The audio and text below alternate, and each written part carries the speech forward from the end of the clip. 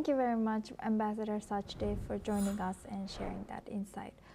Now we move on. US President Donald Trump has welcomed Finland's President Alexander Stubb to the White House, where the two leaders approved a deal for the US Coast Guard to acquire up to 11 icebreaker ships.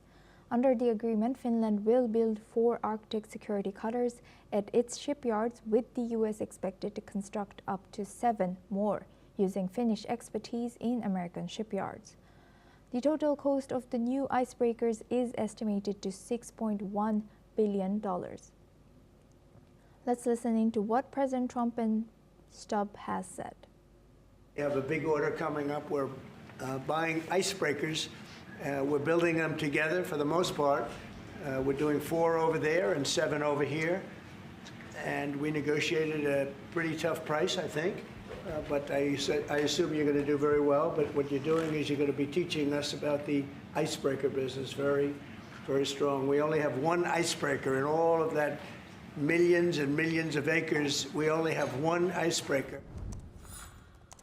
Just after you had been elected in November, the first thing you mentioned was icebreakers. We need them, and then we've been working on this issue ever since. And we're happy to announce that we'll basically building 11 icebreakers together, 4 of them in Finland in joint endeavors, and then 7 of them here. And I think the reason that we've landed in Finland is that 60% of the world's icebreakers are built in Finland. 80% are designed. We've been building them for over 100 years. Now we move on. Now we stay on this topic. The deal seeks to strengthen U.S. national security in the Arctic and counter the growing influence of China and Russia. President Trump and Stubb have maintained friendly ties since President Trump's return to office in January, having met earlier this year in Florida, including a round of golf.